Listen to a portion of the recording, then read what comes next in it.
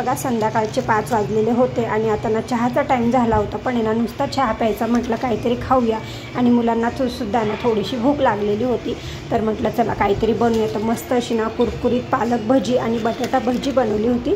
तर पालकाच्या भजीचा शेप बघा तुम्ही, खूप छान असं मस्त अख्खं पान जे असतं ना पालकाचं ते छान असं भजीमध्ये केलं होतं आणि खूप मस्त झाली होती, टेस्टी झाली होती. मेन म्हणजे मस्त अशी कुरकुरीत झाली होती. तर बघा इथे प्रणव पण खातोय पालक भजी बटाटा भजी, त्याच्यासोबत आहे ना उडदाचा पापड वगैरे सुद्धा तळला होता. तर मग आहे ना म्हटलं चला हे पण खाऊया, मस्त सोबत चहा पण घेऊया. तर चला आता थोडंफार खाऊन घेते आणि मग पुन्हा तुमच्याशी बोलते.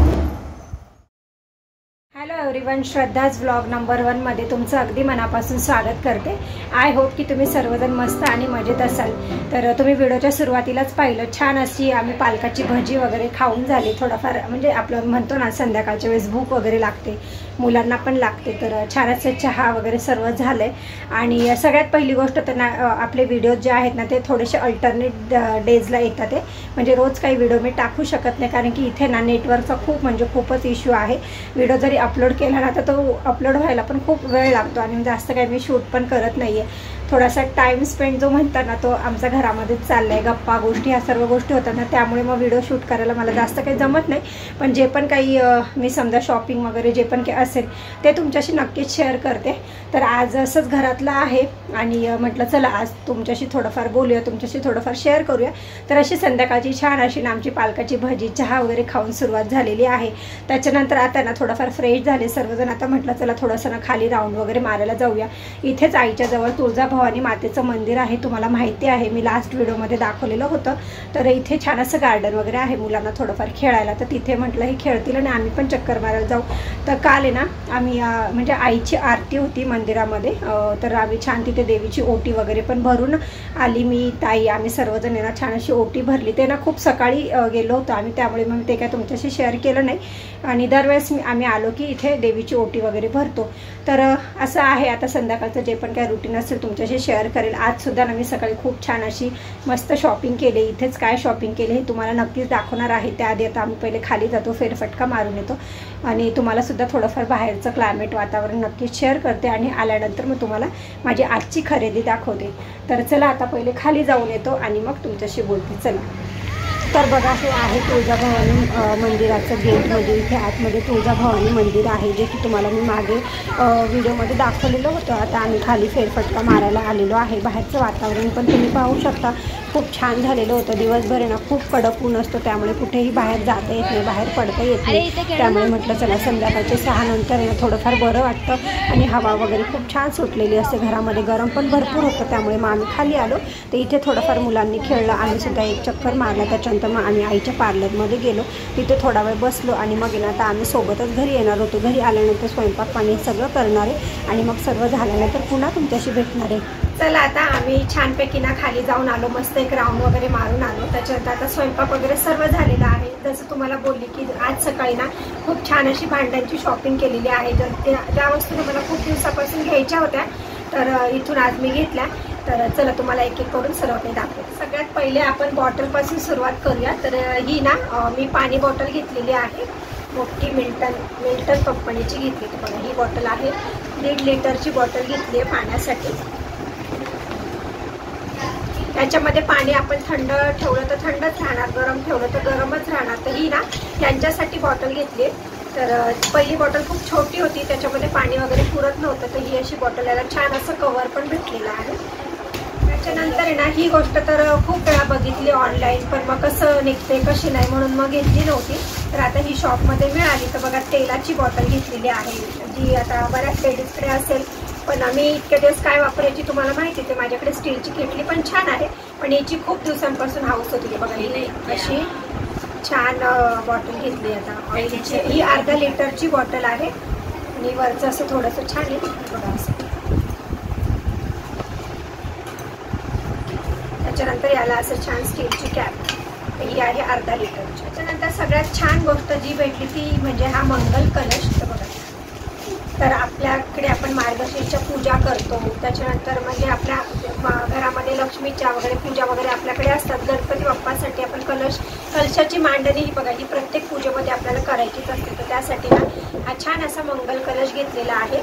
आणि याची साईज 0 आहे. म्हणजे याच्या बघा हा मंगल कलश जो आहे ना तो सगळ्यात महत्त्वाची म्हणजे आपल्या देवघरामधली ही गोष्ट आहे. याचा वापर आपण कलश म्हणून पण करतो, सत्यनारायणच्या पूजेमध्ये पण केला जातो, किंवा मग आपण ज्या पूजा करतो मार्गशीर्ष महिन्यातली पूजा वगैरे तर त्याच्यासाठी सुद्धा याचा नक्कीच वापर केला जातो. आणि मग पूजा सोडून आपण याच्यामध्ये रात्री जर पाणी भरून ठेवलं, सकाळी जर पिलं तर ते आपल्या शरीरासाठी खूप चांगलं असतं. त्याचा असा खूप मल्टीपर्पज यूज आहे आपल्या या तांब्याचा कलशाचा. तुम्ही कोणत्याही गोष्टीसाठी याचा नक्कीच वापर करू शकता. त्यामुळे मग मी हे घेतला. माझ्याकडे आहे 2, पण मग ते वेगळ्या शेपमध्ये आणि छोट्या साईजमध्ये, म्हणून मग मी हा एक मोठा घेतलेला आहे जो की मला पूजेसाठी पण वापरता येईल आणि पाणी भरून पिण्यासाठी पण वापरता येईल. असा हा एक मंगल कलश मी घेतले. तर याच्यामध्ये ना अजून एक छोटी साईज पण होती, पण मला ही साईज पाहिजे होती. थोडासा मोठा आहे, खूप छोटा पण नाही खूप मोठा पण नाही. तर हा एक मंगल कलश घेतलेला आहे. त्याच्यानंतर किचनसाठी काही वस्तू घेतल्या तर त्या तुम्हाला दाखवते. तर सगळ्यात पहिली गोष्ट किचनमध्ये म्हणजे हा मस्त असा स्टीलचा खलबत्ता घेतलेला आहे. माझ्याकडे आहे घरी, पण तो खूप मोठा होता, त्यामुळे मग मी आता मस्त असं स्टीलचा घेतलाय. आणि त्याच्यासोबत ही आपली छोटीशी मुसळ बघा, आपलं पटकन आलं लसूण वगैरे ठेचण्यासाठी. तर हा एक छान मस्त स्टीलचा खलबत्ता 3 नंबरचा आहे. छोटे मोठे याच्यामधला छोटा तर खूप मस्त होता 2 नंबरचा, पण तो खूप छोटा होता म्हणून मी हा घेतला 3 नंबरचा. त्याच्यानंतर किचनसाठी खलबत्ता तुम्ही बघितला. आता घेतलेली आहे कढई. तर बघा पितळी कढई घेतलेली आहे कानवाली, तिला कलई सुद्धा केलेली आहे. तर बघा ही साईज आहे 10 नंबरची कढई आहे. बघा अशी ठोके ठोके म्हणतात ना तशी आहे आणि खूप छान आहे, हेवी आहे. तर बघा पितळी कढई घेतली आहे. त्याच्यानंतर एक स्टीलची कढई घेतलेली आहे. तर बघा हिला पण छान असं मस्त डबल कोटिंगची कढई आहे आणि तर सरफेस पण खूप मस्त आहे. तर ही साईज मीडियम आहे, जास्त छोटी पण नाही जास्त मोठी पण नाही. तर अशी छान ना सकाळी भांड्यांची शॉपिंग करून आली. ह्या सर्व गोष्टी ना किचनमध्ये लागणारच होत्या. ॲल्युमिनियमच्या कढया वगैरे वापरू नये असं म्हणतात, त्यामुळे मग आता म्हटलं स्टील आणि पितळ घेतलेलं आहे. तर अशी छोटीशी खरेदी केली भांड्यांची. कशी वाटली तुम्हाला नक्कीच कमेंट बॉक्समध्ये सांगा. तर भांड्यांची शॉपिंग तुम्ही बघितली, पण तुम्ही आता म्हणाल की माझ्याकडे हे नव्हतंच, म्हणजे पितळ नव्हतं स्टीलचं होतं पण कढई नव्हती. तर आता का मी अचानक स्टीलची आणि पितळ्याच्या कढईंची शॉपिंग केली तर ते तुम्हाला सांगते. तर बघा ॲल्युमिनियम आहे ना आपल्या शरीरासाठी, म्हणजे आपण जे पण काही ॲल्युमिनियमच्या भांड्यांमध्ये कढयांमध्ये जे पण काही अन्न वगैरे शिजवतो ना ते आपल्या शरीरासाठी थोडंसं घातक असतं. त्याच्यामधलं खाऊ नये असं म्हणतात, ते सर्वांनाच माहिती असेल. तर त्यासाठी आता पितळ हा धातू बघा बऱ्याच लेडीज पितळ्याच्या कढई पितळेचे पातेले वगैरे वापरतात. याच्यामध्ये बनवलेलं जे पण काही जेवण असतं नाही आणि आपल्याला ॲसिडिटी सगळ्यात महत्त्वाची, तर ॲसिडिटी होत नाही आणि हा धातू आपल्या शरीरासाठी खूप म्हणजे चांगला आहे. आणि पितळमध्ये सुद्धा ना कलई केलेलंच आपल्याला वापरावं लागतं. बिना कलईचं आपण त्याच्यामध्ये जेवण वगैरे काहीच बनवू शकत नाही. त्यामुळे आपल्या याच्यामध्ये आपण जे पण काही भाजी बनवतो जे पण काही अन्न शिजवतो ना त्याने आपल्या शरीराला अजिबात त्रास होत नाही. सगळ्यात महत्त्वाचं तर ॲसिडिटीचं प्रमाण अजिबातच होत नाही, कमी होऊन जातं. त्यासाठी पितळीच्या कढईमध्ये ना जे पण काही आपण अन्न बनवतो ना ते चांगलं असतं, म्हणून मी पितळीच्या कढईचा म्हणजे खरेदी केलेली आहे, घेतलेली आहे. तर बघा पितळेसोबतच स्टीलची कढई पण तुम्ही पाहिली. तर बघा आपण एक वेळ ना स्टीलच्या कढईमधलं खाऊ शकतो, म्हणजे स्टीलच्या भांड्यांमधलं, पण ॲल्युमिनियम आपल्याला अजिबातच म्हणजे नाहीच, म्हणजे जेवढं कमी वापरता येईल ना तेवढं आपण कमी वापरलं पाहिजे. तर ही स्टीलची कढई पण आहे ना वापरण्याची पण एक पद्धत आहे. ही ना आपल्याला अगदी म्हणजे लो फ्लेमवर हिला आपल्याला सुरुवात करायची असते. हाय फ्लेमवर जर आपण या कढईचा वापर केला तर मग याच्यामधलं जे पण काही असेल ना ते जळून जातं आणि ह्या जो बेस आहे ना तो जास्त दाबतो. आणि ही जी कढई आहे ना ती डबल कोटेड आहे. मी तुम्हाला जवळून पण दाखवते ना, तुम्हाला समजणार नाही पण भरपूर हेवी आहे, त्यामुळे ना याच्यामध्ये जळणार वगैरे. वापरला जर तुम्ही व्यवस्थित जर हिचा वापर केला ना तर मग आपल्याला व्यवस्थित म्हणजे हिचा हे होईल, जळणार नाही काही नाही. आणि छान आहे बघा, एका वेळेस आपण अशी पातळ भाजी वगैरे सुद्धा याच्यामध्ये करता येईल एवढी हिची साईज बऱ्यापैकी मोठी आहे. तर अशा 2 कढया मला खूप दिवसापासून घ्यायच्या होत्या, तर त्याची मी खरेदी केलेली आहे. आणि किचनमधली दुसरी गोष्ट तर बघा आपल्याला खूप वेळा अद्रक लसूण करावं लागतं किंवा मग थोडंफार हे काय मसाला थोडासा किंवा मग चहामध्ये टाकायचं, तुम्हाला आलं ठेचायचं आहे तर खलबत्त्याचा वापरसुद्धा ना खूप म्हणजे प्रत्येक वेळेस लागतो. माझ्याकडे ही मुसळी आहे घरी, तर पण आहे ना हा खलबत्ता जो होता ना तो सुद्धा माझ्याकडे ॲल्युमिनियमचा होता आणि तो खूप मोठा होता आणि मेन म्हणजे त्याच्यामध्ये कुठला ते बाहेर उडायचं. सो मी त्याच्यासाठी आता हा सुद्धा स्टीलचा खरेदी केलेला आहे. तर खूप छान आहे, म्हणजे एकदम मल्टीपर्पज बोलतो ना आपण किचनमधला यूज, असा हा खलबत्त्याचा यूज आहे. त्यासाठी ना ह्या गोष्टी मला खूप दिवसापासून घ्यायच्या होत्या, म्हणून मग मी याची आज छान अशी शॉपिंग केलेली आहे.